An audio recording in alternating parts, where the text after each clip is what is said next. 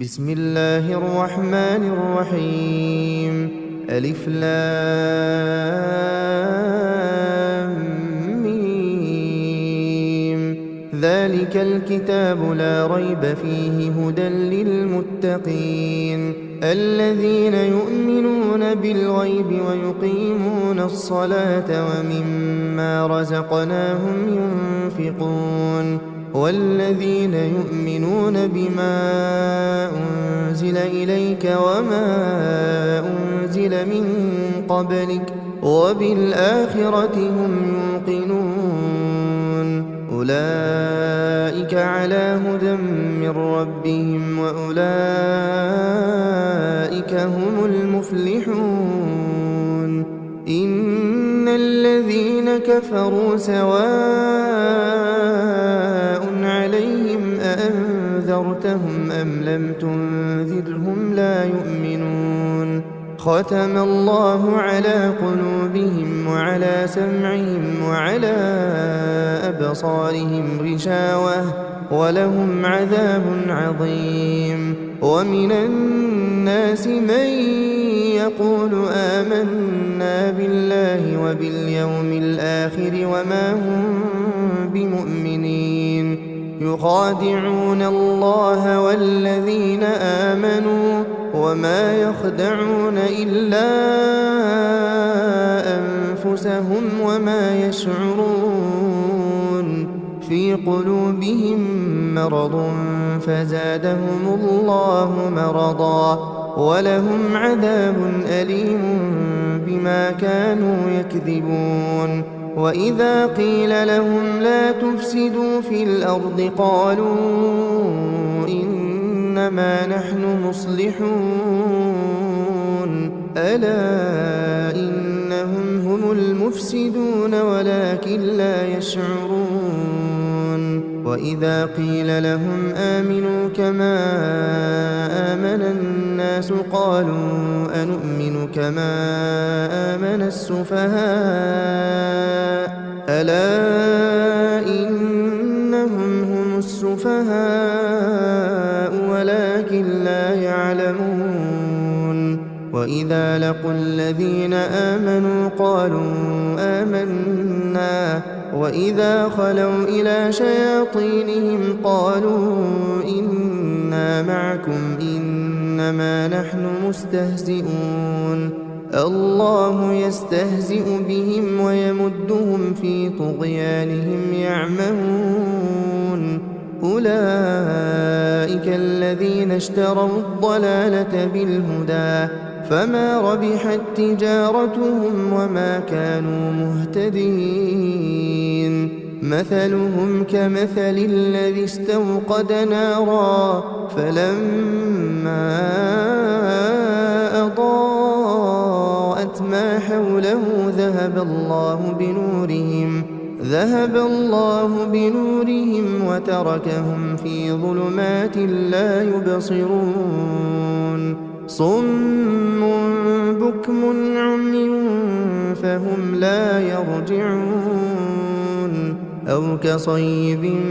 من السماء فيه ظلمات ورعد وبرق يجعلون أصابعهم في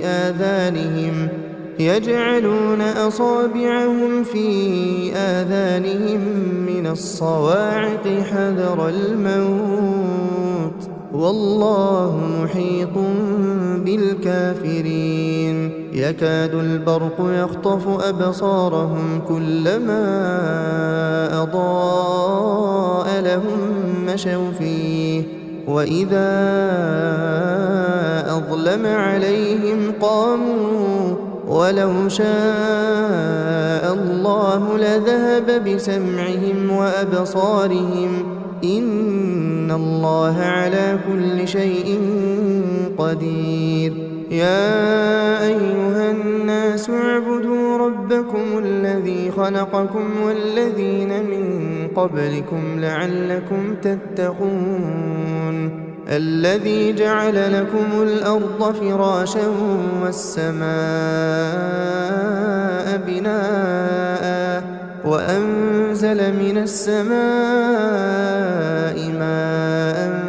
فأخرج به من الثمرات رزقا لكم فلا تجعلوا لله أندادا وأنتم تعلمون وإن كنتم في ريب مما نزلنا على عبدنا فأتوا بسورة من مثله وادعوا شهداءكم من دون الله إن كنتم صادقين فإن لم تفعلوا ولن تفعلوا فاتقوا النار التي وقودها الناس والحجارة أعدت للكافرين وبشر الذين آمنوا وعملوا الصالحات أن لهم جنات تجري من تحتها الأنهار كلما رزقوا منها من ثمرة رزقا قالوا هذا الذي رزقنا من قبل وأتوا به متشابها ولهم فيها أزواج مطهرة وهم فيها خالدون إن الله لا يستحيي أن يضرب مثلا ما بعوضة فما فوقها فأما الذين آمنوا فيعلمون أنه الحق من ربهم وأما الذين كفروا فيقولون ماذا أراد الله بهذا مثلا يضل به كثيرا ويهدي به كثيرا وما يضل به إلا الفاسقين الذين ينقضون عهد الله من بعد ميثاقه ويقطعون ما أمر الله به أن يوصل ويفسدون في الأرض أولئك هم الخاسرون كيف تكفرون بالله وكنتم أمواتا فأحياكم ثم يميتكم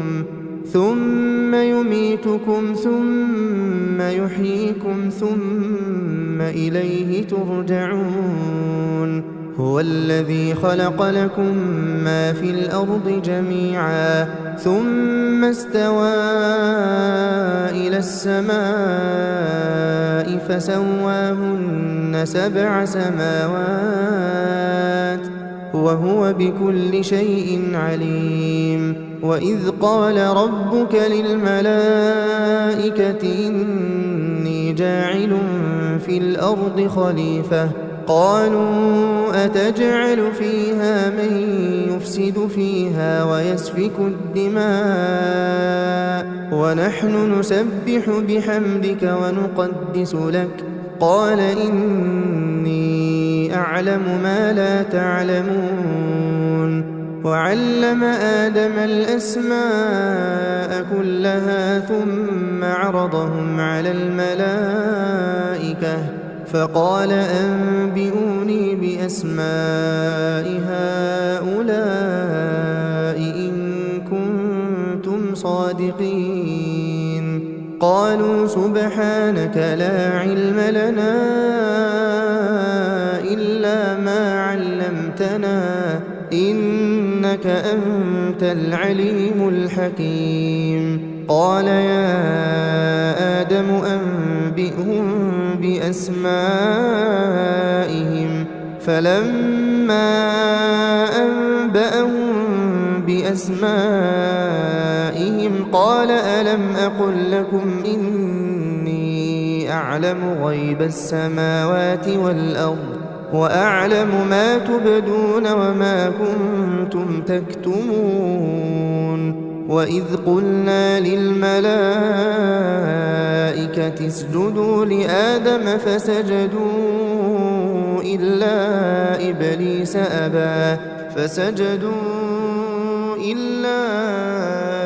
إبليس أبى واستكبر وكان من الكافرين وقلنا يا آدم اسكن أنت أنت وزوجك الجنة وكلا منها رغدا حيث شئتما ولا تقربا هذه الشجرة فتكونا من الظالمين فأزلهما الشيطان عنها فأخرجهما مما كانا فيه وقلنا اهبطوا بعضكم لبعض عدو ولكم في الأرض مستقر ومتاع إلى حين فتلقى آدم من ربه كلمات فتاب عليه إنه هو التواب الرحيم قلنا اهبطوا منها جميعا فإما يأتينكم مني هدى فمن تبع هداي فلا خوف عليهم ولا هم يحزنون والذين كفروا وكذبوا بآياتنا أولئك أصحاب النار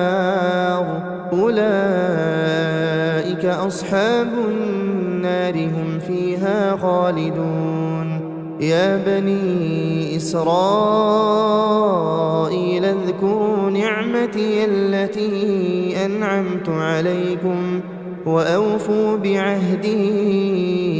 أوف بعهدكم وإياي فارهبون وآمنوا بما أنزلت مصدقا لما معكم ولا تكونوا أول كافر به ولا تشتروا بآياتي ثمنا قليلا وإياي فاتقون ولا تلبسوا الحق بالباطل وتكتموا الحق وأنتم تعلمون وأقيموا الصلاة وآتوا الزكاة واركعوا مع الراكعين أتأمرون الناس بالبر وتنسون أنفسكم وأنتم تتلون الكتاب أفلا تعقلون واستعينوا بالصبر والصلاة وإنها لكبيرة إلا على الخاشعين الذين يظنون أنهم ملاقو ربهم وأنهم إليه راجعون يا بني إسرائيل اذكروا نعمتي التي أنعمت عليكم وأني فضلتكم على العالمين واتقوا يوما لا تجزي نفس عن نفس شيئا ولا يقبل منها شفاعة ولا يؤخذ منها عدل ولا هم ينصرون وإذ نجيناكم من آل فرعون يسومونكم سوء العذاب يذبحون أبناءكم ويستحيون نساءكم وفي ذلكم بلاء من ربكم عظيم وإذ فرقنا بكم البحر فأنجيناكم وأغرقنا آل فرعون وأنتم تنظرون وإذ واعدنا موسى 40 ليلة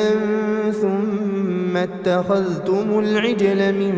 بعده وأنتم ظالمون ثم عفونا عنكم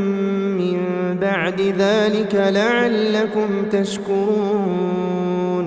وإذ آتينا موسى الكتاب والفرقان لعلكم تهتدون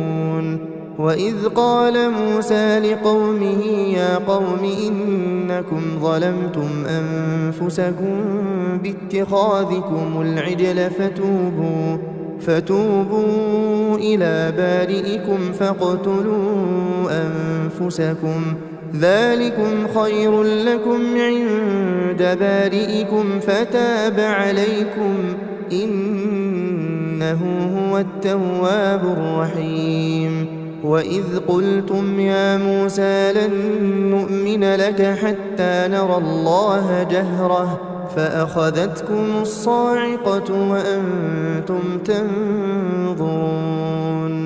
ثم بعثناكم من بعد موتكم لعلكم تشكرون وظللنا عليكم الغمام وأنزلنا عليكم المن والسلوى كلوا من طيبات ما رزقناكم وما ظلمونا ولكن كانوا أنفسهم يظلمون وإذ قلنا ادخلوا هذه القرية فكلوا منها حيث شئتم رغدا وادخلوا الباب سجدا وقولوا حطة نغفر لكم خطاياكم وسنزيد المحسنين فبدل الذين ظلموا قولا غير الذي قيل لهم فأنزلنا على الذين ظلموا رجزا من السماء بما كانوا يفسقون وإذ استسقى موسى لقومه فقلنا اضرب بعصاك الحجر فانفجرت منه 12 عينا قد علم كل أناس مشربهم كلوا واشربوا من رزق الله ولا تعثوا في الأرض مفسدين وإذ قلتم يا موسى لن نصبر على طعام واحد فادع لنا ربك يخرج لنا مما تنبت الأرض من بقلها وقثائها وفومها وعدسها وبصلها قال أتستبدلون الذي هو أدنى بالذي هو خير اهبطوا مصرا فإن لكم ما سألتم وضربت عليهم الذلة والمسكنة وباءوا بغضب من الله ذلك بأنهم كانوا يكفرون بآيات الله ويقتلون النبيين بغير الحق ذلك بما عصوا وكانوا يعتدون إن الذين آمنوا والذين هادوا والنصارى والصابئين من آمن بالله واليوم الآخر وعمل صالحا فلهم أجرهم عند ربهم ولا خوف عليهم ولا هم يحزنون وإذ أخذنا ميثاقكم ورفعنا فوقكم الطور خذوا ما آتيناكم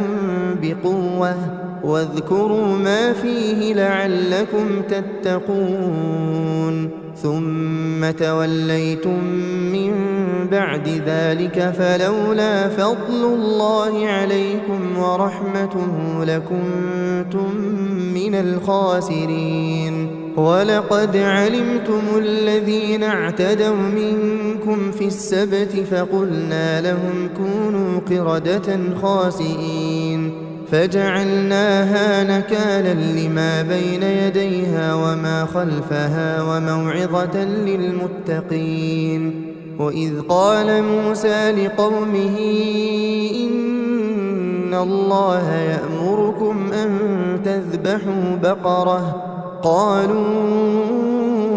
أتتخذنا هزوا قال أعوذ بالله أن أكون من الجاهلين قالوا ادع لنا ربك يبين لنا ما هي قال إن إنه يقول إنها بقرة لا فارض ولا بكر عوان بين ذلك فافعلوا ما تؤمرون. قالوا ادع لنا ربك يبين لنا ما لونها قال إنه يقول إنها بقرة صفراء فاقع لونها تسر الناظرين. قالوا ادع لنا ربك يبين لنا ما هي إن البقرة شابه علينا وإنا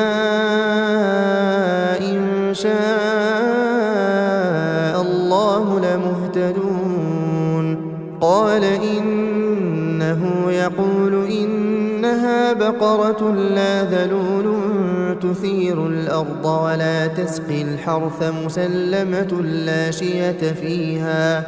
قالوا الآن جئت بالحق فذبحوها وما كادوا يفعلون. وإذ قتلتم نفسا فادارأتم فيها والله مخرج ما كنتم تكتمون. فقلنا اضربوه ببعضها كذلك يحيي الله الموتى ويريكم آياته لعلكم تعقلون. ثم قست قلوبكم من بعد ذلك فهي كالحجارة أو أشد قسوة وإن من الحجارة لما يتفجر منه الأنهار وإن منها لما يشقق فيخرج منه الماء وإن منها لما يهبط من خشية الله وما الله بغافل عما تعملون. أفتطمعون أن يؤمنوا لكم وقد كان فريق منهم يسمعون كلام الله ثم يحرفونه من بعد ما عقلوه وهم يعلمون. وإذا لقوا الذين آمنوا قالوا آمنا وإذا خلا بعضهم إلى بعض قالوا أتحدثونهم بما فتح الله عليكم ليحاجوكم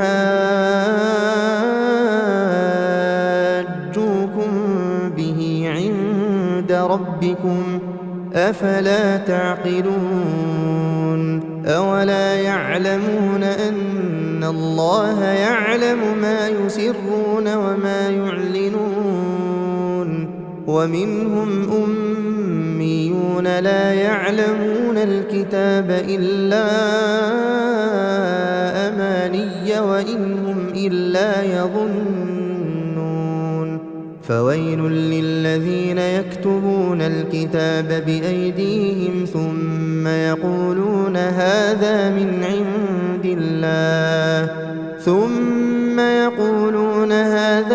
عند الله ليشتروا به ثمنا قليلا فويل لهم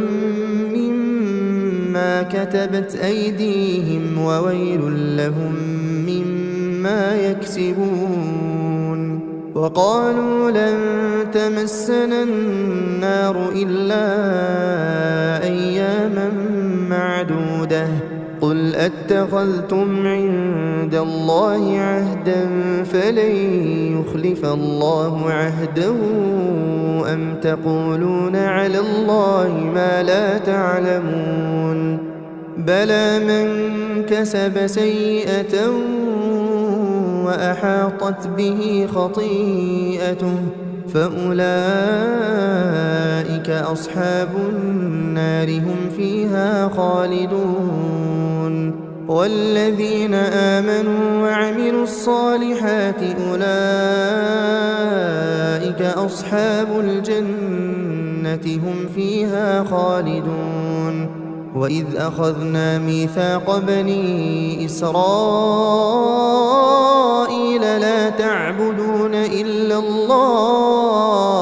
لا تعبدون إلا الله وبالوالدين إحسانا وذي القربى واليتامى والمساكين وقولوا للناس حسنا وأقيموا الصلاة وآتوا الزكاة ثم توليتم إلا قليلا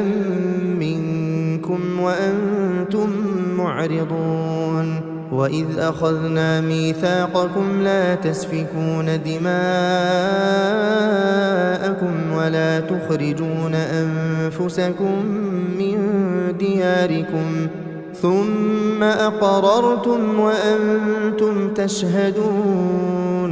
ثم أنتم هؤلاء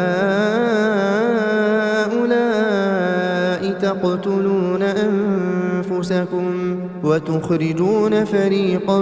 منكم من ديارهم تظاهرون عليهم بالإثم والعدوان وإن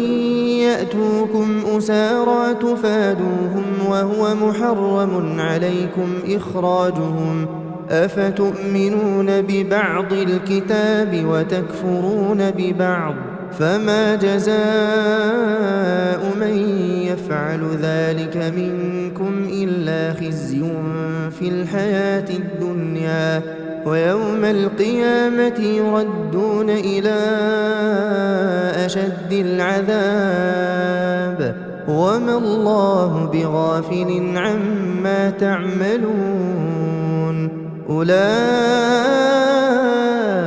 الذين اشتروا الحياة الدنيا بالآخرة فلا يخفف عنهم العذاب ولا هم ينصرون ولقد آتينا موسى الكتاب وقفينا من بعده بالرسل وآتينا عيسى ابن مريم البينات وأيدناه بروح القدس أفكلما جاءكم رسول بما لا تهوى أنفسكم استكبرتم ففريقا كذبتم وفريقا تقتلون وقالوا قلوبنا غلف بل لعنهم الله بكفرهم فقليلا ما يؤمنون ولما جاءهم كتاب من عند الله مصدق لما معهم وكانوا من قبل يستفتحون على الذين كفروا فلما جاءهم ما عرفوا كفروا به فلعنة الله على الكافرين بئس ما اشتروا به أنفسهم أن يكفروا بما أنزل الله بغيا أن ينزل الله من فضله على من يشاء من عباده فباءوا بغضب على غضب وللكافرين عذاب مهين وإذا قيل لهم آمنوا بما أنزل الله قالوا نؤمن بما أنزل علينا ويكفرون بما وراءه وهو الحق مصدقا لما معهم قل فلم تقتلون أنبياء الله من قبل إن كنتم مؤمنين ولقد جاءكم موسى بالبينات ثم اتخذتم العجل من بعده وأنتم ظالمون وإذ أخذنا ميثاقكم ورفعنا فوقكم الطور خذوا ما آتيناكم بقوة واسمعوا قالوا سمعنا وعصينا وأشربوا في قلوبهم العجل بكفرهم قل بئس ما يأمركم به إيمانكم إن كنتم مؤمنين قل إن كانت لكم الدار الآخرة عند الله خالصة من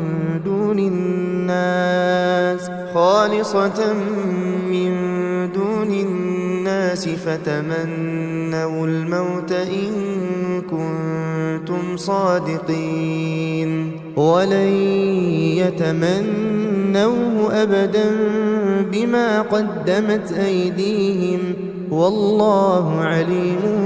بالظالمين ولتجدنهم أحرص الناس على حياة ومن الذين أشركوا يود أحدهم لو يعمر 1000 سنة وما هو بمزحزحه من العذاب أن يعمر والله بصير بما يعملون قل من كان عدوا لجبريل فإنه نزله على قلبك بإذن الله مصدقا لما بين يديه وهدى وبشرى للمؤمنين من كان عدوا لله وملائكته ورسله وجبريل وميكال فإن الله عدو للكافرين ولقد أنزلنا إليك آيات بينات وما يكفر بها إلا الفاسقون أوكلما عاهدوا عهدا نبذه فريق منهم بل أكثرهم لا يؤمنون ولما جاءهم رسول من عند الله مصدق لما معهم نبذ فريق من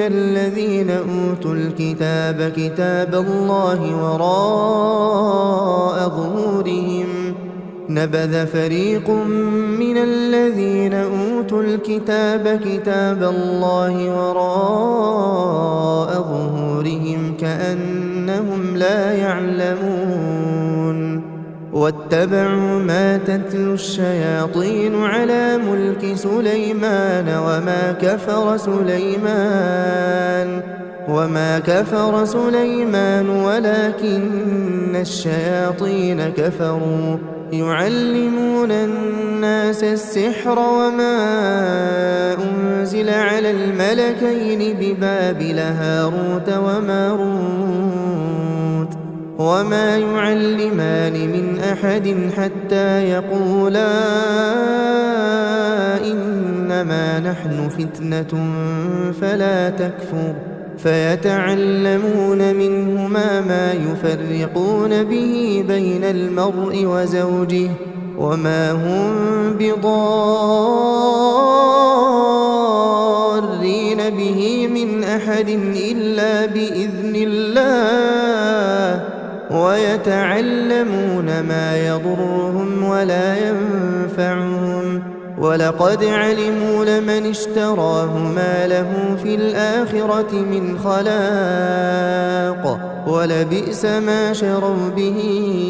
أنفسهم لو كانوا يعلمون ولو أنهم آمنوا واتقوا لمثوبة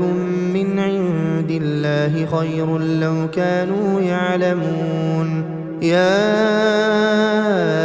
أيها الذين آمنوا لا تقولوا راعنا وقولوا انظرنا واسمعوا وللكافرين عذاب أليم ما يود الذين كفروا من أهل الكتاب ولا المشركين أن ينزل عليكم من خير من ربكم والله يختص برحمته من يشاء والله ذو الفضل العظيم ما ننسخ من آية أو ننسها نأت بخير منها أو مثلها ألم تعلم أن الله على كل شيء قدير ألم تعلم أن الله له ملك السماوات والأرض وما لكم من دون الله من ولي ولا نصير أم تريدون أن تسألوا رسولكم كما سئل موسى من قبل ومن يتبدل الكفر بالإيمان فقد ضل سواء السبيل ود كثير من أهل الكتاب لو يردونكم من بعد إيمانكم كفارا حسدا من عند أنفسهم من بعد ما تبين لهم الحق فاعفوا واصفحوا حتى يأتي الله بأمره إن الله على كل شيء قدير وأقيموا الصلاة وآتوا الزكاة وما تقدموا لأنفسكم من خير تجدوه عند الله إن الله بما تعملون بصير وقالوا لن يدخل الجنة إلا من كان هودا أو نصارى تلك أمانيهم قل هاتوا برهانكم إن كنتم صادقين بلى من أسلم وجهه لله وهو محسن فله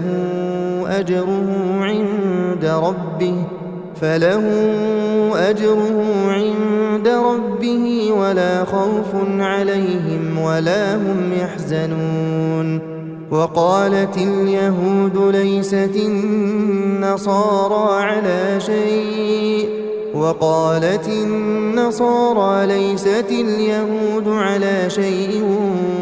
وهم يتلون الكتاب كذلك قال الذين لا يعلمون مثل قولهم فالله يحكم بينهم يوم القيامة فيما كانوا فيه يختلفون ومن أظلم ممن منع مساجد الله أن يذكر فيها اسمه وسعى في خرابها أولئك ما كان لهم أن يدخلوها إلا خائفين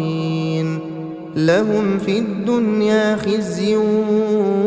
ولهم في الآخرة عذاب عظيم ولله المشرق والمغرب فأينما تولوا فثم وجه الله إن الله واسع عليم وقالوا اتخذ الله ولدا سبحانه بل له ما في السماوات والأرض كل له قانتون بديع السماوات والأرض وإذا قضى أمرا فإنما يقول له كن فيكون وقال الذين لا يعلمون لولا يكلمنا الله أو تأتينا آية كذلك قال الذين من قبلهم مثل قولهم تشابهت قلوبهم قد بينا الآيات لقوم يوقنون إنا أرسلناك بالحق بشيرا ونذيرا ولا تسأل عن أصحاب الجحيم ولن ترضى عنك اليهود ولا النصارى حتى تتبع ملتهم قل إن هدى الله هو الهدى ولئن اتبعت أهواءهم بعد الذي جاءك من العلم ما لك من الله من ولي ولا نصير الذين آتيناهم الكتاب يتلونه حق تلاوته أولئك يؤمنون به ومن يكفر به فأولئك هم الخاسرون يا بني إسرائيل اذكروا نعمتي التي أنعمت عليكم وأني فضلتكم على العالمين واتقوا يوما لا تجزي نفس عن نفس شيئا ولا يقبل منها عدل ولا تنفعها شفاعة ولا هم ينصرون وإذ ابتلى إبراهيم ربه بكلمات فأتمهن قال إني جاعلك للناس إماما قال ومن ذريتي قال لا ينال عهد الظالمين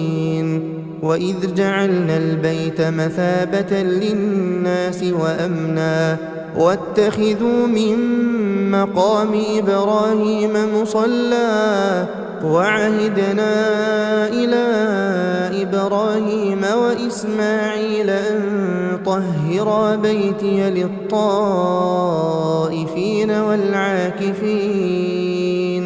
للطائفين والعاكفين والركع السجود وإذ قال إبراهيم رب اجعل هذا بلدا آمنا وارزق أهله من الثمرات من آمن منهم بالله واليوم الآخر قال ومن كفر فأمتعه قليلا ثم أضطره إلى عذاب النار وبئس المصير وإذ يرفع إبراهيم القواعد من البيت وإسماعيل ربنا تقبل منا إنك أنت السميع العليم ربنا واجعلنا مسلمين لك ومن ذريتنا أمة مسلمة لك وأرنا مناسكنا وتب علينا إنك أنت التواب الرحيم ربنا وابعث فيهم رسولا منهم يتلو عليهم آياتك ويعلمهم الكتاب والحكمة ويزكيهم إنك أنت العزيز الحكيم ومن يرغب عن ملة إبراهيم إلا من سفه نفسه ولقد اصطفيناه في الدنيا وإنه في الآخرة لمن الصالحين إذ قال له ربه أسلم قال أسلمت لرب العالمين ووصى بها إبراهيم بنيه ويعقوب يا بني إن الله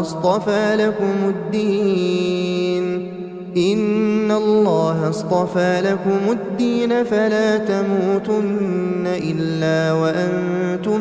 مسلمون أم كنتم شهداء إذ حضر يعقوب الموت إذ قال لبنيه ما تعبدون من بعدي قالوا نعبد إلهك وإله آبائك إبراهيم وإسماعيل وإسحاق إلها واحدا ونحن له مسلمون تلك أمة قد خلت لها ما كسبت ولكم ما كسبتم ولا تسألون عما كانوا يعملون وقالوا كونوا هودا أو نصارى تهتدوا قل بل ملة إبراهيم حنيفا وما كان من المشركين قولوا آمنا بالله وما أنزل إلينا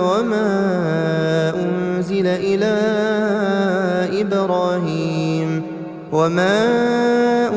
أنزل إلى إبراهيم وإسماعيل وإسحاق ويعقوب والأسباط وما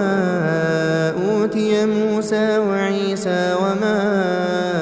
أوتي النبيون من ربهم لا نفرق بين أحد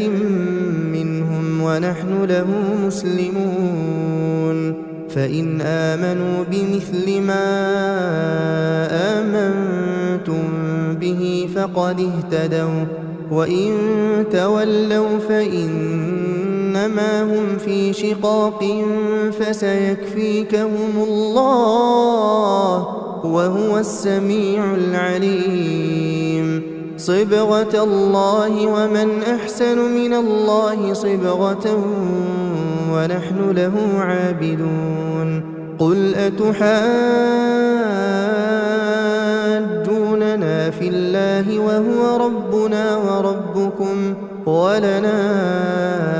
أعمالنا ولكم أعمالكم ونحن له مخلصون أم تقولون إن إبراهيم وإسماعيل وإسحاق ويعقوب والأسباط كانوا هودا أو نصارى قل أأنتم أعلم أم الله ومن أظلم ممن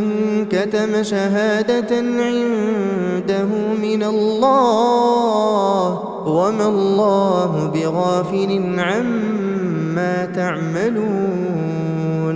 تلك أمة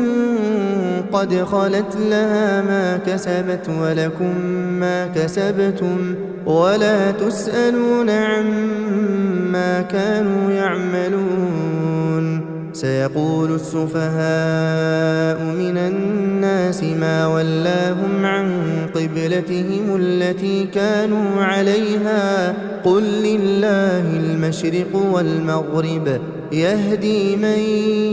يشاء إلى صراط مستقيم وكذلك جعلناكم أمة وسطا لتكونوا شهداء على الناس ويكون الرسول عليكم شهيدا وما جعلنا القبلة التي كنت عليها إلا لنعلم من يتبع الرسول ممن ينقلب على عقبيه وإن كانت لكبيرة إلا على الذين هدى الله وما كان الله ليضيع إيمانكم إن الله بالناس لرؤوف رحيم قد نرى تقلب وجهك في السماء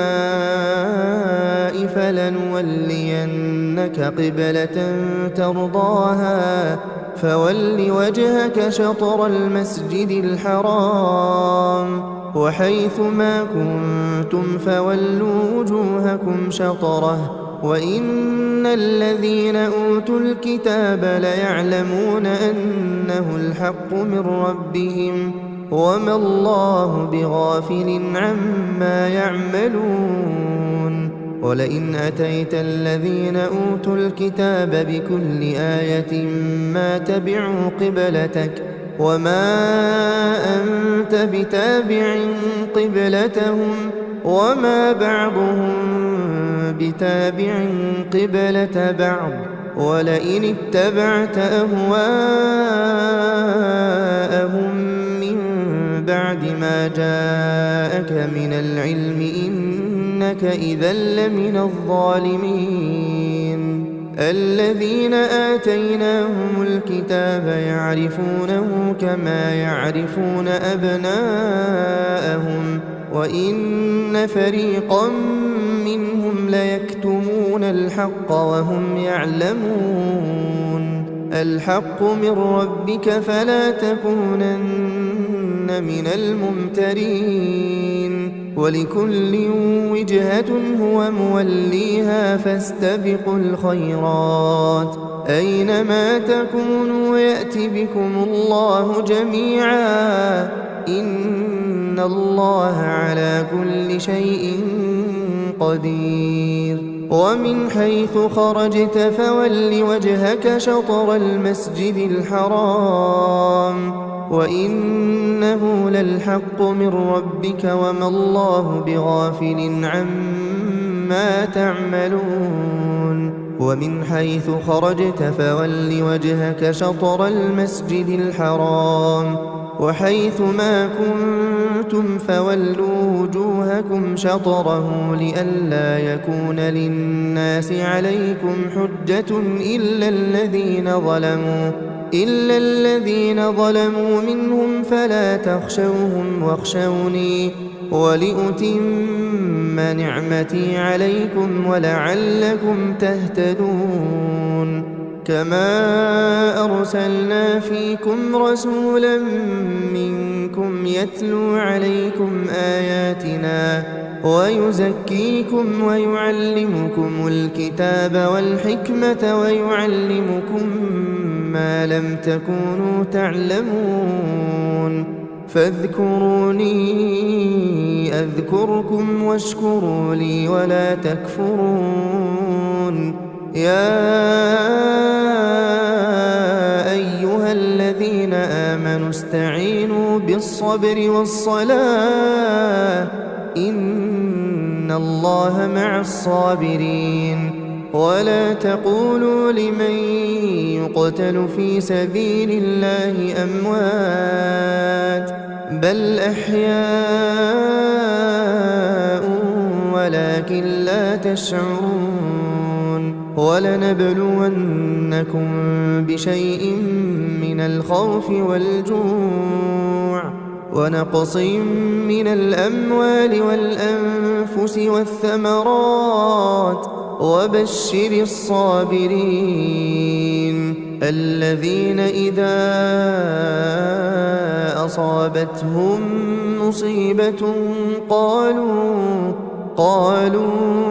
إنا لله وإنا إليه راجعون. أولئك عليهم صلوات من ربهم ورحمة وأولئك هم المهتدون. إن الصفا والمروة من شعائر الله فمن حج البيت أو اعتمر فلا جناح عليه أن يطوف بهما ومن تطوع خيرا فإن الله شاكر عليم. إن الذين يكتمون ما أنزلنا من البينات والهدى من بعد ما بيناه للناس في الكتاب أولئك يلعنهم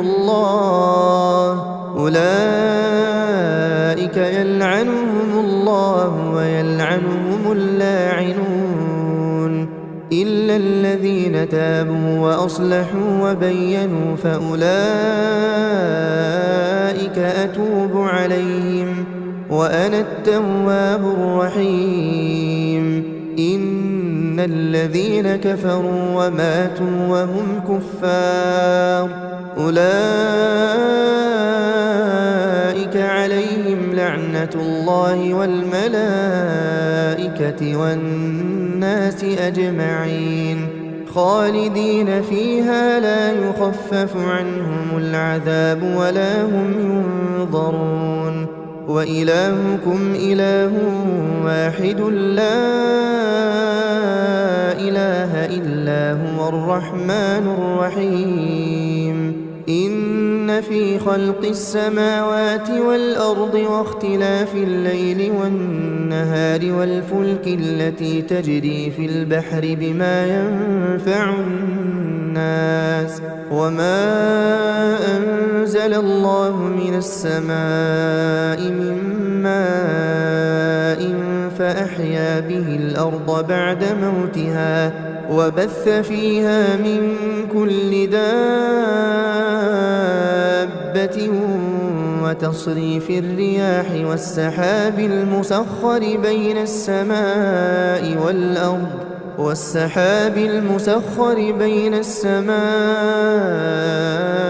والأرض لآيات لقوم يعقلون ومن الناس من يتخذ من دون الله أندادا يحبونهم كحب الله والذين آمنوا أشد حبا لله ولو يرى الذين ظلموا إذ يرون العذاب أن القوة لله جميعا وأن الله شديد العذاب إذ تبرأ الذين اتبعوا من الذين اتبعوا ورأوا العذاب وتقطعت بهم الأسباب وقال الذين اتبعوا لو أن لنا كرة فنتبرأ منهم كما تبرأوا منا كذلك يريهم الله أعمالهم حسرات عليهم وما هم بخارجين من النار يا أيها الناس كلوا مما في الأرض حلالا طيبا ولا تتبعوا خطوات الشيطان إنه لكم عدو مبين إنما يأمركم بالسوء والفحشاء وأن تقولوا على الله ما لا تعلمون وإذا قيل لهم اتبعوا ما أنزل الله قالوا بل نتبع ما ألفينا عليه آباءنا أولو كان آباؤهم لا يعقلون شيئا ولا يهتدون ومثل الذين كفروا كمثل الذي ينعق بما لا يسمع إلا دعاء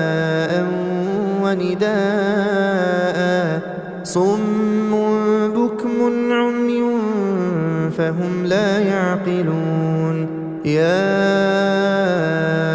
أيها الذين آمنوا كلوا من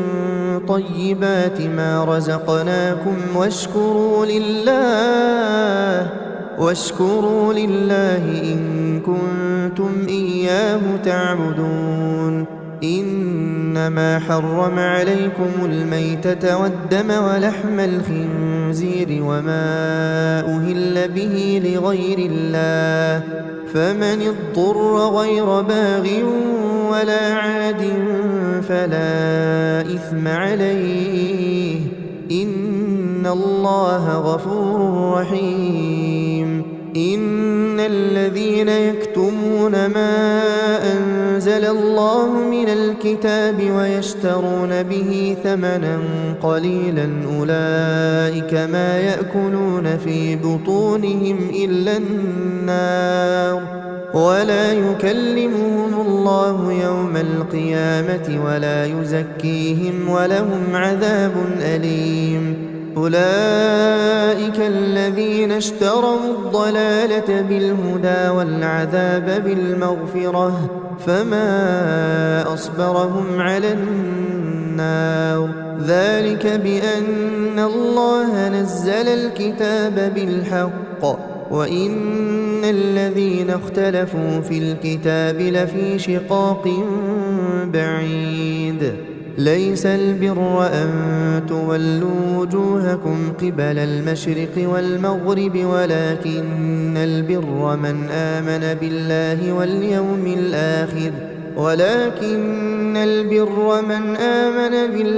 واليوم الآخر والملائكة والكتاب والنبيين وآتى المال على حبه ذوي القربى واليتامى والمساكين وابن السبيل والسائلين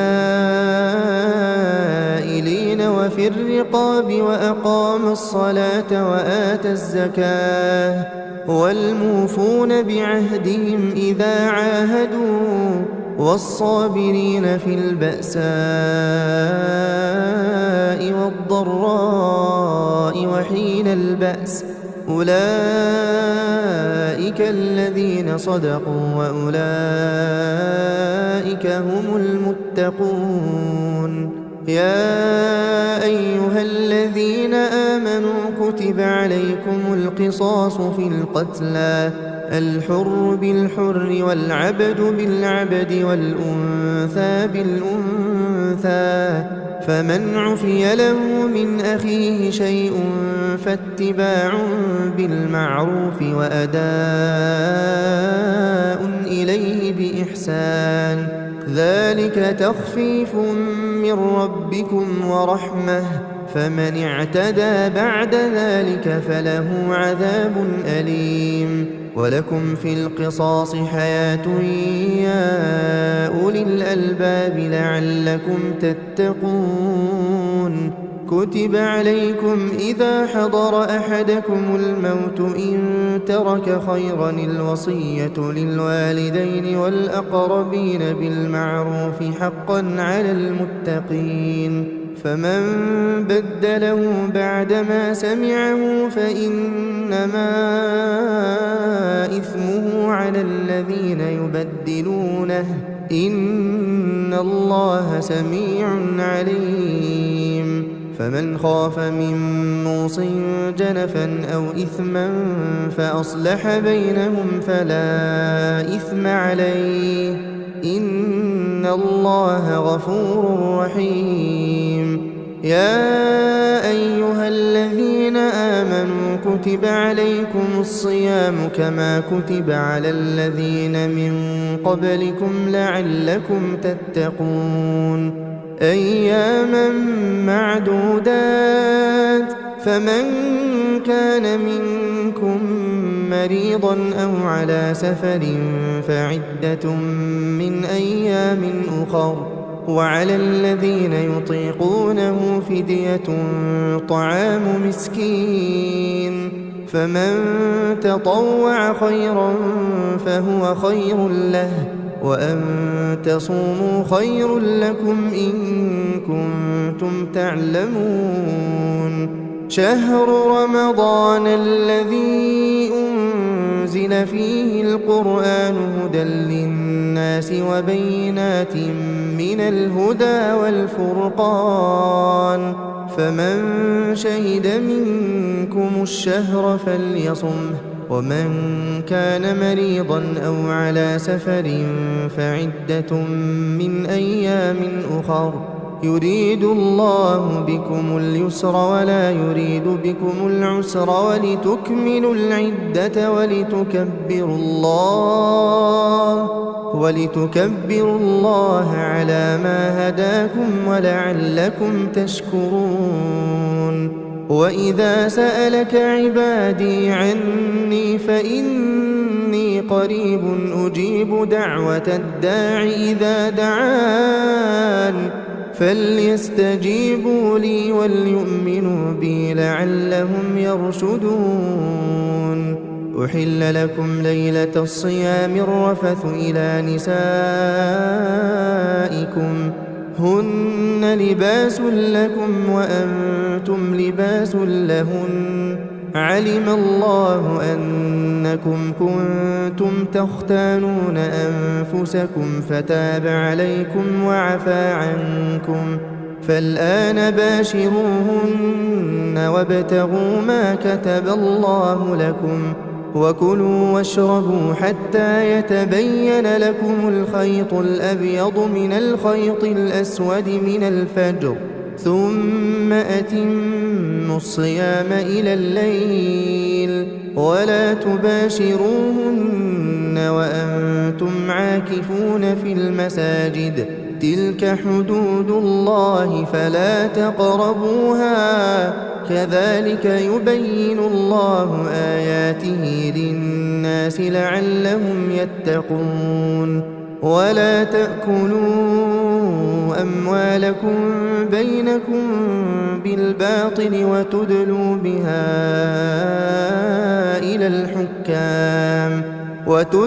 بها إلى الحكام لتأكلوا فريقا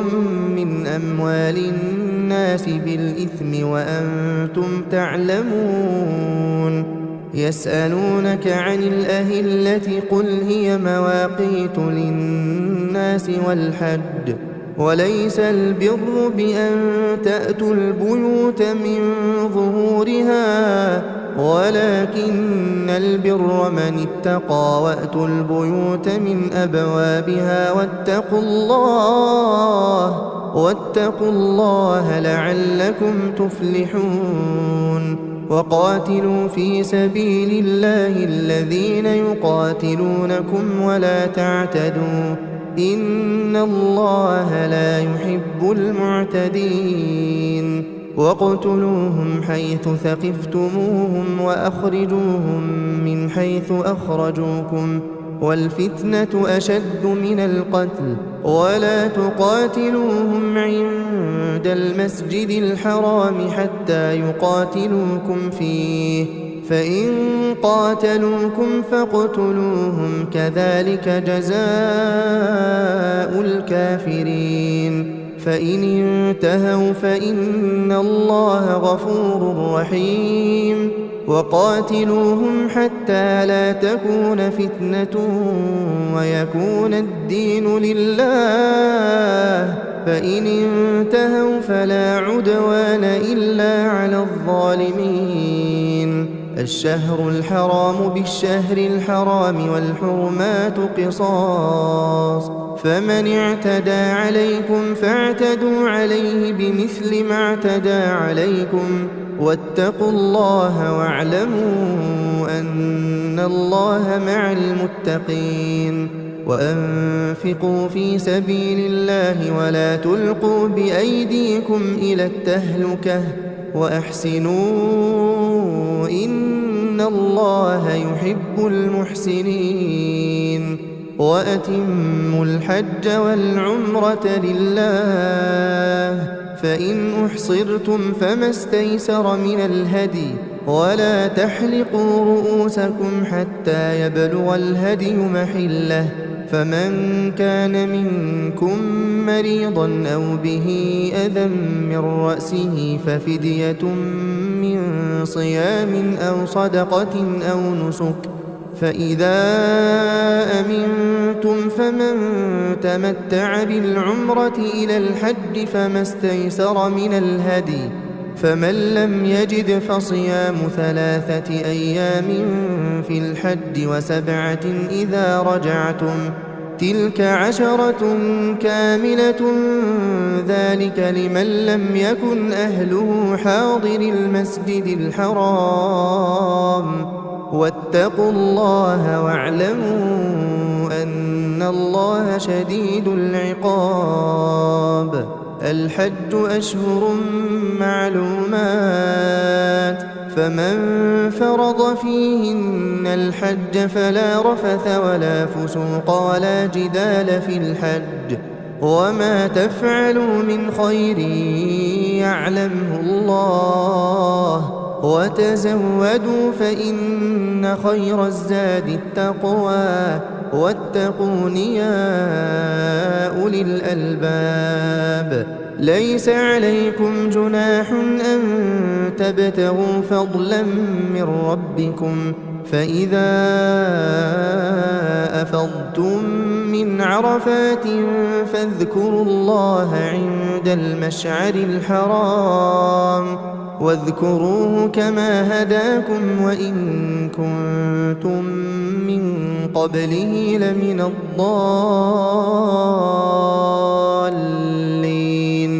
ثم أفيضوا من حيث أفاض الناس واستغفروا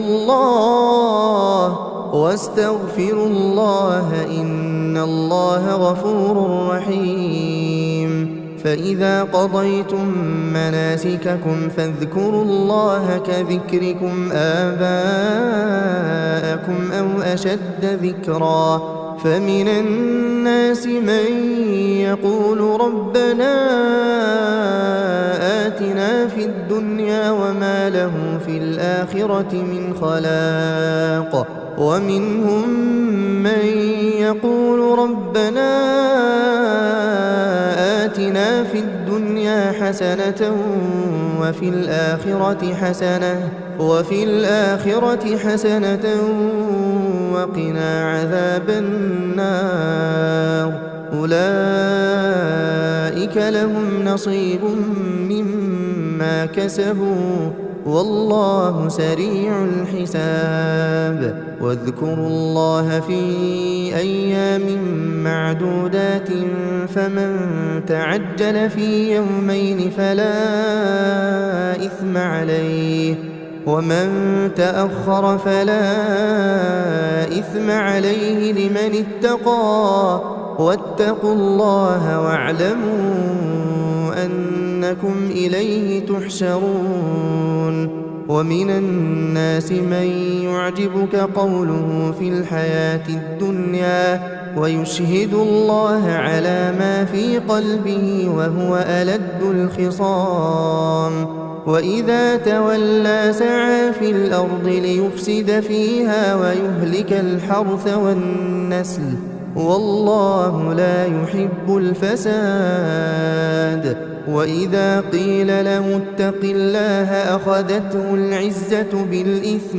فحسبه جهنم ولبئس المهاد ومن الناس من يشري نفسه ابتغاء مرضات الله والله رؤوف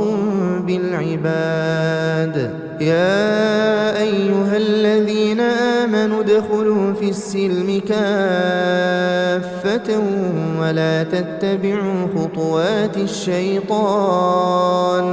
ولا تتبعوا خطوات الشيطان إنه لكم عدو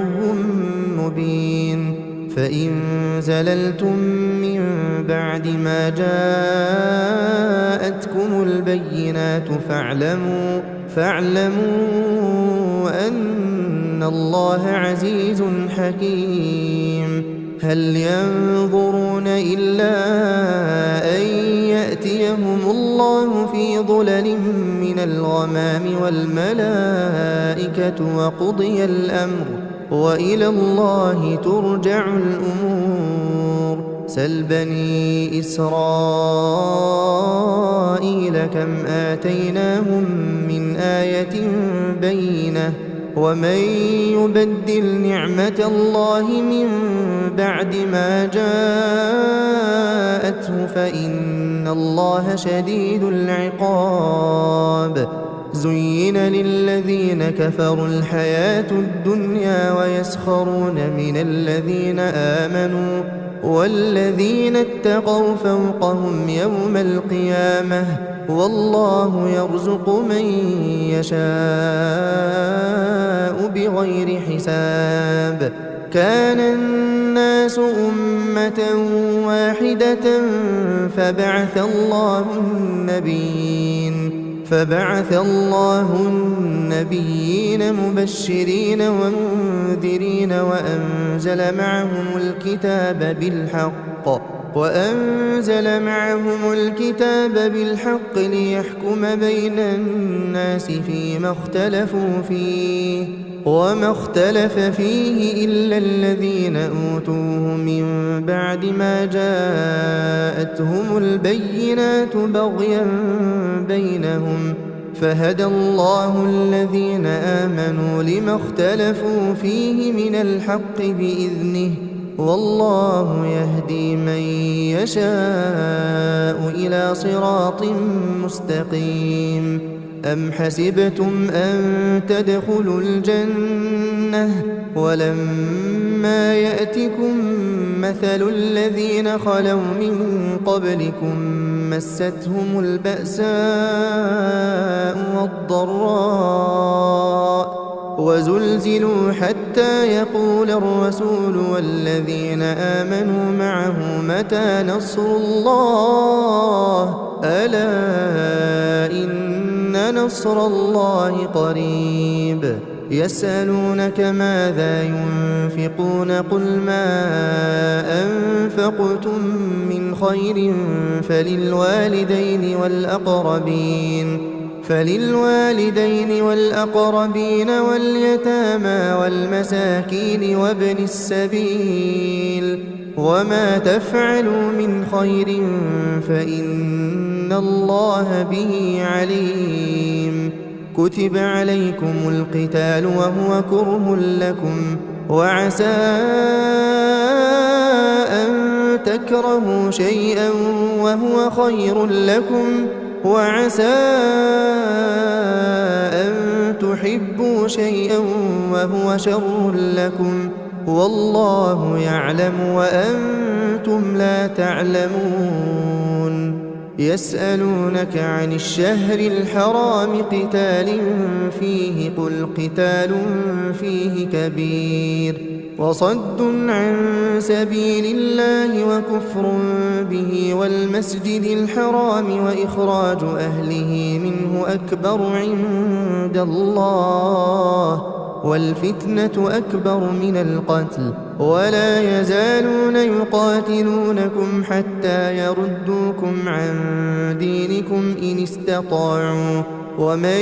يرتدد منكم عن دينه فيمت وهو كافر فأولئك حبطت أعمالهم في الدنيا والآخرة وأولئك أصحاب النار هم فيها خالدون إن الذين آمنوا والذين هاجروا وجاهدوا في سبيل الله أولئك يرجون رحمة الله والله غفور رحيم يسألونك عن الخمر والميسر قل فيهما إثم كبير ومنافع للناس وإثمهما أكبر من نفعهما ويسألونك ماذا ينفقون قل العفو كذلك يبين الله لكم الآيات لعلكم تتفكرون في الدنيا والآخرة ويسألونك عن اليتامى قل إصلاح لهم خير وإن تخالطوهم فإخوانكم والله يعلم المفسد من المصلح ولو شاء الله لأعنتكم إن الله عزيز حكيم ولا تنكحوا المشركات حتى يؤمن ولأمة مؤمنة خير من مشركة ولو أعجبتكم ولا تنكحوا المشركين حتى يؤمنوا ولعبد مؤمن خير من مشرك ولو أعجبكم أولئك يدعون إلى النار والله يدعو إلى الجنة والمغفرة بإذنه ويبين آياته للناس لعلهم يتذكرون ويسألونك عن المحيض قل هو أذى فاعتزلوا النساء في المحيض ولا تقربوهن حتى يطهرن فإذا تطهرن فأتوهن من حيث أمركم الله إن الله يحب التوابين ويحب المتطهرين نساؤكم حرث لكم فأتوا حرثكم أنى شئتم وقدموا لأنفسكم واتقوا الله واعلموا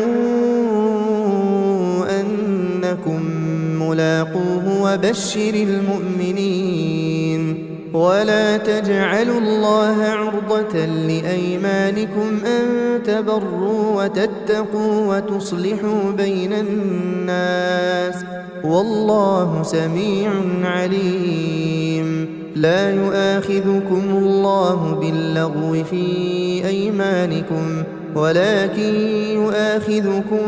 بما كسبت قلوبكم والله غفور حليم للذين يؤلون من نسائهم تربص 4 أشهر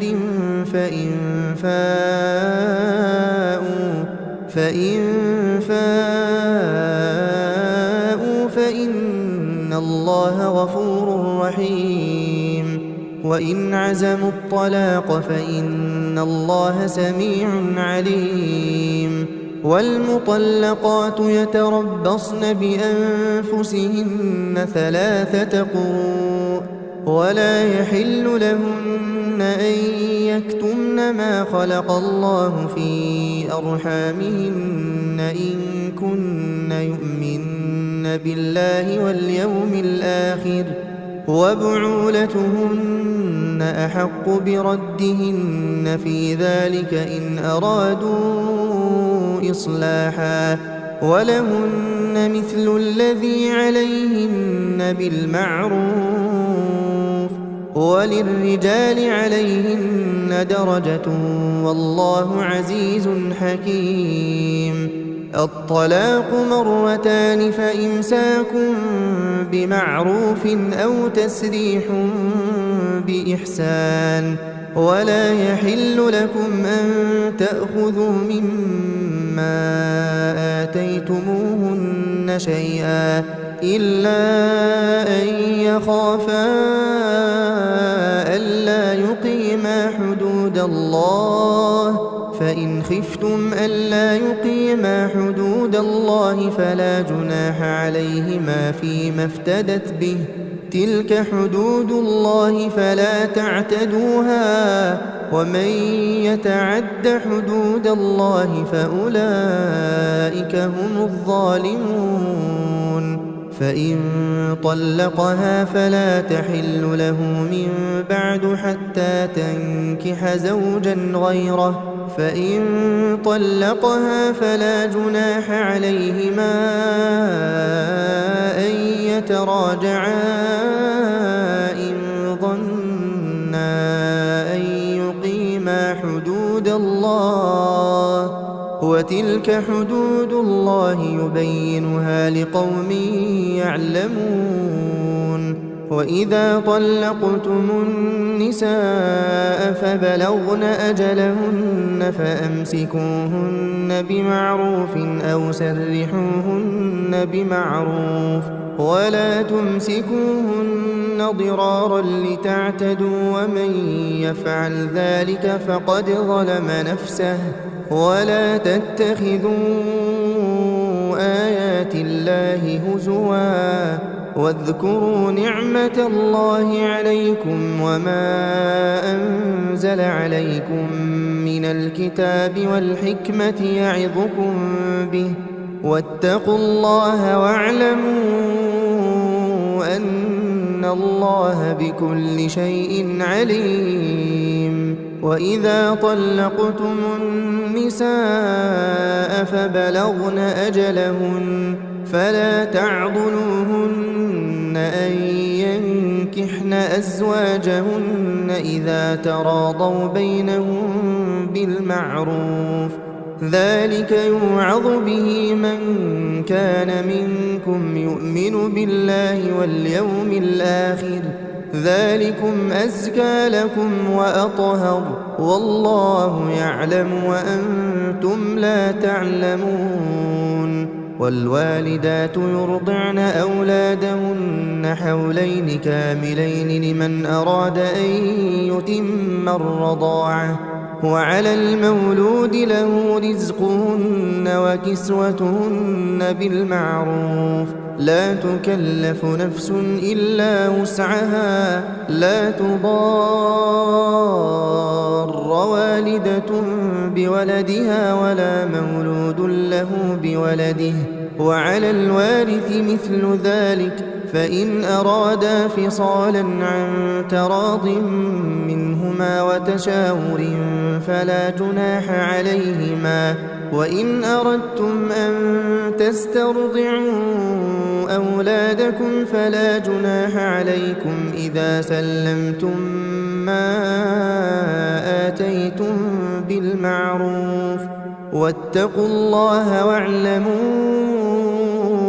أن الله بما تعملون بصير والذين يتوفون منكم ويذرون أزواجا يتربصن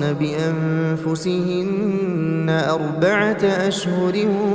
وعشرا فإذا بلغن أجلهن فلا جناح عليكم فيما فعلن في أنفسهن بالمعروف والله بما تعملون خبير ولا جناح عليكم فيما عرضتم به من خطبة النساء أو أكننتم في أنفسكم علم الله أنكم ستذكرونهن ولكن لا تواعدوهن سرا إلا أن تقولوا قولا معروفا ولا تعزموا عقدة النكاح حتى يبلغ الكتاب أجله واعلموا أن الله يعلم ما في أنفسكم فاحذروه واعلموا أن الله غفور حليم لا جناح عليكم إن طلقتم النساء ما لم تمسوهن أو تفرضوا لهن فريضة ومتعوهن على الموسع قدره وعلى المقتر قدره متاعا بالمعروف حقا على المحسنين وإن طلقتموهن من قبل أن تمسوهن وقد فرضتم لهن فريضة فنصف ما فرضتم إلا أن يعفون أو يعفو الذي بيده عقدة النكاح وأن تعفوا أقرب للتقوى ولا تنسوا الفضل بينكم إن الله بما تعملون بصير حافظوا على الصلوات والصلاة الوسطى وقوموا لله قانتين فإن خفتم فرجالا أو ركبانا فإذا أمنتم فاذكروا الله كما علمكم ما لم تكونوا تعلمون والذين يتوفون منكم ويذرون أزواجا وصية لأزواجهم متاعا إلى الحول غير إخراج فإن خرجن فلا جناح عليكم فيما فعلن في أنفسهن من معروف والله عزيز حكيم وللمطلقات متاع بالمعروف حقا على المتقين كذلك يبين الله لكم آياته لعلكم تعقلون ألم تر إلى الذين خرجوا من ديارهم وهم ألوف حذر الموت فقال لهم الله موتوا ثم أحياهم إن الله لذو فضل على الناس ولكن أكثر الناس لا يشكرون وقاتلوا في سبيل الله واعلموا أن الله سميع عليم من ذا الذي يقرض الله قرضا حسنا فيضاعفه له أضعافا كثيرة والله يقبض ويبسط وإليه ترجعون ألم تر إلى الملأ من بني إسرائيل من بعد موسى إذ قالوا لنبي له بعث لنا ملكا نقاتل في سبيل الله قال هل عسيتم إن كتب عليكم القتال ألا تقاتلوا قالوا وما لنا ألا نقاتل في سبيل الله وقد أخرجنا من ديارنا وأبنائنا فلما كتب عليهم القتال تولوا إلا قليلا منهم والله عليم بالظالمين وقال لهم نبيهم إن الله قد بعث لكم طالوت ملكا قالوا أنى يكون له الملك علينا ونحن أحق بالملك منه ولم يؤت سعة من المال قال إن الله اصطفاه عليكم وزاده بسطة في العلم والجسم والله يؤتي ملكه من يشاء والله واسع عليم وقال لهم نبيهم إن آية ملكه أن يأتيكم التابوت فيه سكينة من ربكم وبقية مما ترك آل موسى وآل هارون تحمله الملائكة إن في ذلك لآية لكم إن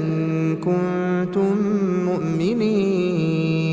فلما فصل طالوت بالجنود قال إن الله مبتليكم بنهر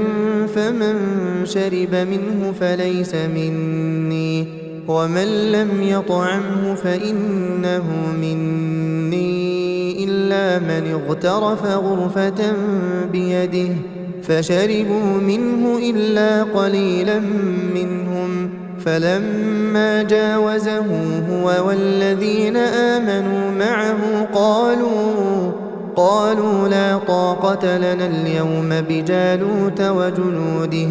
قال الذين يظنون أنهم ملاقو الله كم من فئة قليلة غلبت فئة كثيرة بإذن الله والله مع الصابرين ولما برزوا لجالوت وجنوده قالوا ربنا أفرغ علينا صبرا وثبت أقدامنا وانصرنا على القوم الكافرين فهزموهم بإذن الله وقتل داود جالوت وآتاه الله الملك والحكمة وعلمه مما يشاء ولولا دفع الله الناس بعضهم ببعض لفسدت الأرض ولكن الله ذو فضل على العالمين تلك آيات الله نتلوها عليك بالحق وإنك لمن المرسلين تلك الرسل فضلنا بعضهم على بعض منهم من كلم الله ورفع بعضهم درجات وآتينا عيسى ابن مريم البينات وأيدناه بروح القدس ولو شاء الله ما اقتتل الذين من بعدهم من بعد ما جاءتهم البينات ولكن اختلفوا فمنهم من آمن ومنهم من كفر ولو شاء الله ما اقتتلوا ولكن الله يفعل ما يريد يا أيها الذين آمنوا أنفقوا مما رزقناكم من قبل أن يأتي يوم لا بيع فيه ولا خلة ولا شفاعة والكافرون هم الظالمون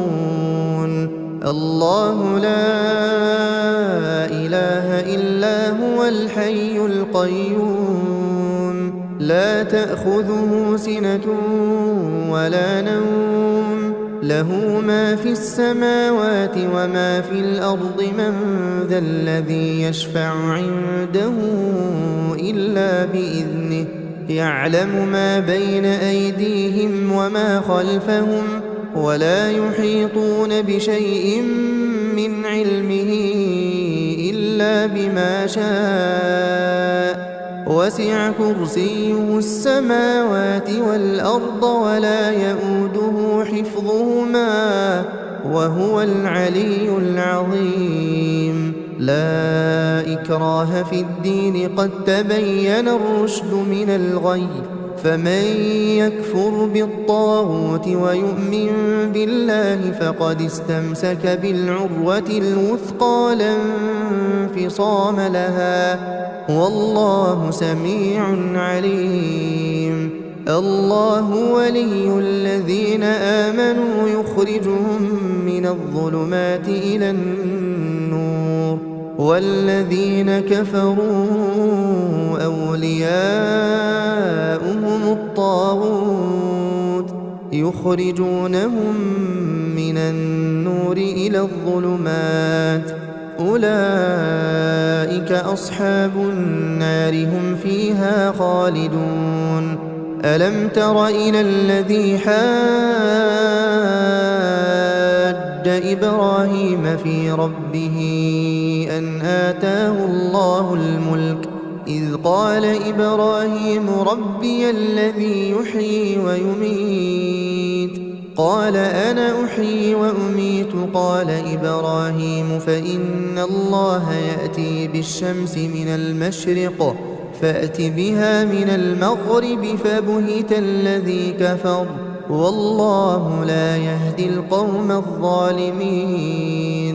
أو كالذي مر على قرية وهي خاوية على عروشها قال أنى يحيي هذه الله بعد موتها فأماته الله 100 عام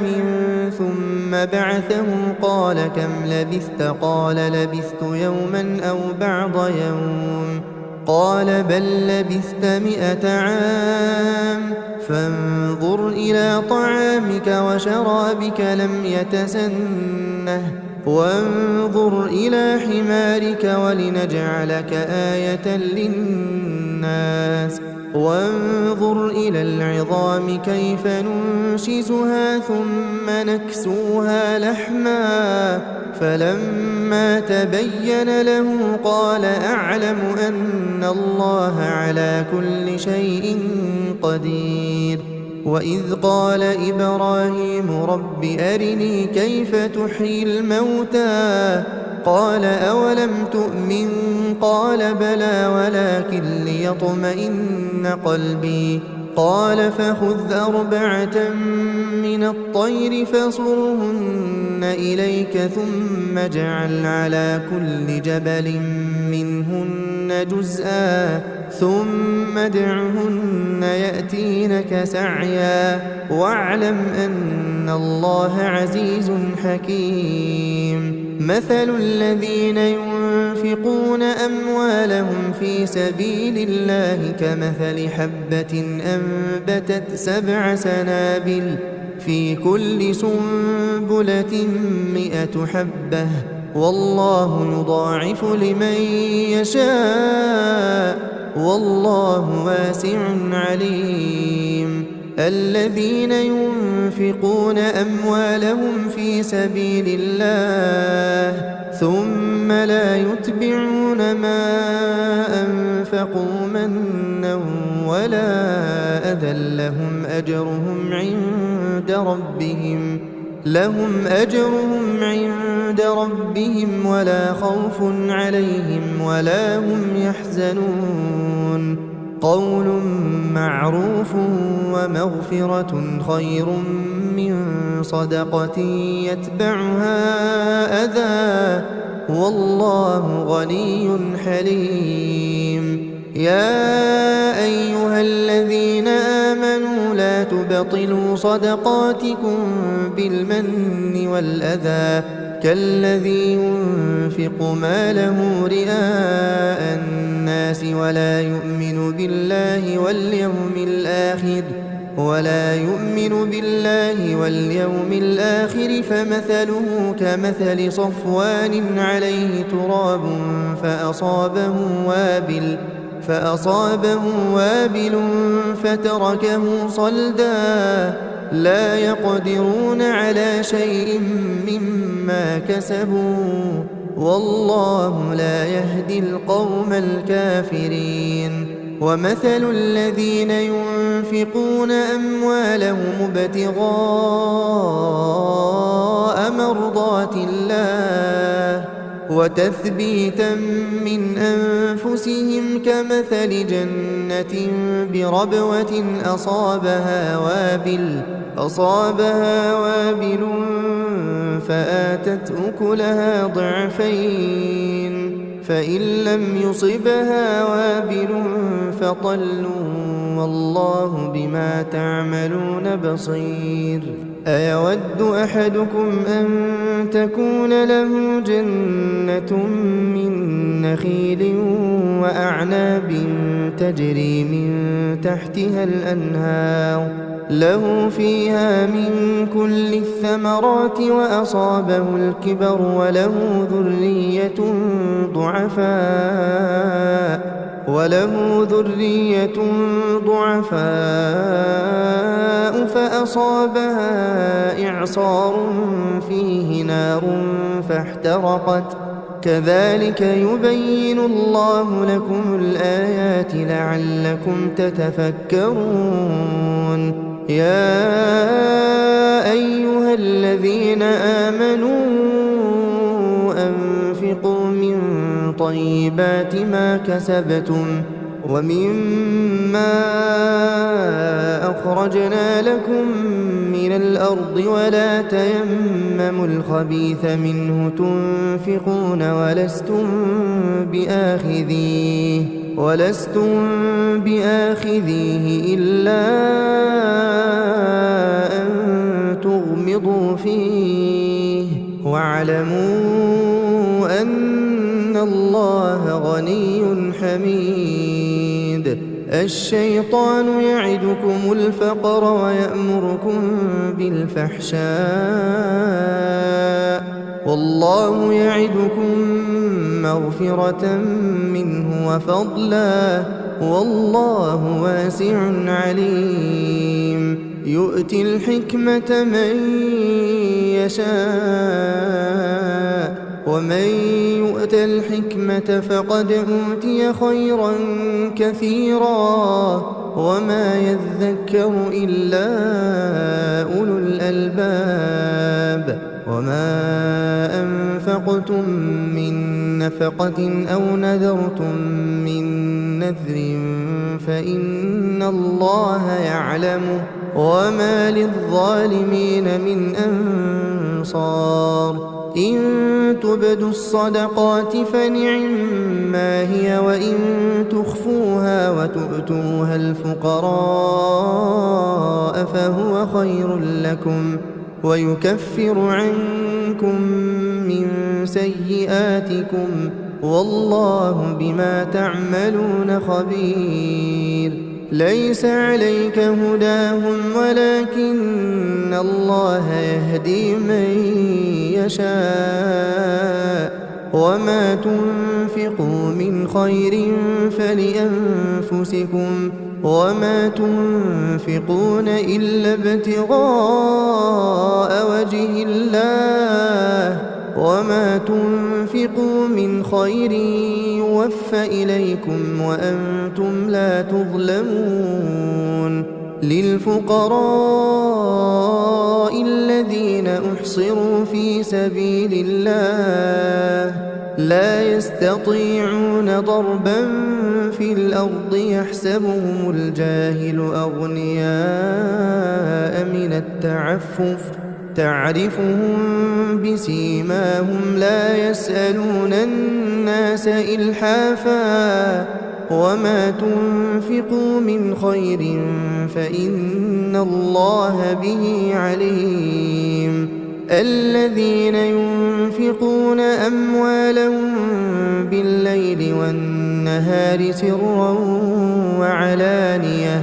فلهم أجرهم عند ربهم ولا خوف عليهم ولا هم يحزنون الذين يأكلون الربا لا يقومون إلا كما يقوم الذي يتخبطه الشيطان من المس ذلك بأنهم قالوا إنما البيع مثل الربا وأحل الله البيع وحرم الربا فمن جاءه موعظة من ربه فانتهى فله ما سلف وأمره إلى الله ومن عاد فأولئك أصحاب النار هم فيها خالدون يمحق الله الربا ويربي الصدقات والله لا يحب كل كفار أثيم إن الذين آمنوا وعملوا الصالحات وأقاموا الصلاة وآتوا الزكاة لهم أجرهم عند ربهم ولا خوف عليهم ولا هم يحزنون يا أيها الذين آمنوا اتقوا الله وذروا ما بقي من الربا إن كنتم مؤمنين فإن لم تفعلوا فأذنوا بحرب من الله ورسوله وإن تبتم فلكم رؤوس أموالكم لا تظلمون ولا تظلمون وإن كان ذو عسرة فنظرة إلى ميسرة وأن تصدقوا خير لكم إن كنتم تعلمون واتقوا يوما ترجعون فيه إلى الله ثم توفى كل نفس ما كسبت وهم لا يظلمون يا أيها الذين آمنوا إذا تداينتم بدين إلى أجل مسمى فاكتبوه وليكتب بينكم كاتب بالعدل ولا يأب كاتب أن يكتب كما علمه الله فليكتب وليملل الذي عليه الحق وليتق الله ربه ولا يبخس منه شيئا فإن كان الذي عليه الحق سفيها أو ضعيفا أو لا يستطيع أن يمل هو فليملل وليه بالعدل واستشهدوا شهيدين من رجالكم فإن لم يكونا رجلين فرجل وامرأتان ممن ترضون من الشهداء أن تضل إحداهما فتذكر إحداهما الأخرى ولا يأبى الشهداء إذا ما دعوا ولا تسأموا أن تكتبوه صغيرا أو كبيرا إلى أجله ذلكم أقسط عند الله وأقوم للشهادة وأدنى ألا ترتابوا إلا أن تكون تجارة حاضرة تديرونها بينكم فليس عليكم جناح ألا تكتبوها وأشهدوا إذا تبايعتم ولا يضار كاتب ولا شهيد وإن تفعلوا فإنه فسوق بكم واتقوا الله ويعلمكم الله والله بكل شيء عليم وإن كنتم على سفر ولم تجدوا كاتبا فرهان مقبوضة فإن أمن بعضكم بعضا فليؤد الذي اؤتمن أمانته وليتق الله ربه ولا تكتموا الشهادة ومن يكتمها فإنه آثم قلبه والله بما تعملون عليم لله ما في السماوات وما في الأرض وإن تبدوا ما في أنفسكم أو تخفوه يحاسبكم به الله فيغفر لمن يشاء ويعذب من يشاء والله على كل شيء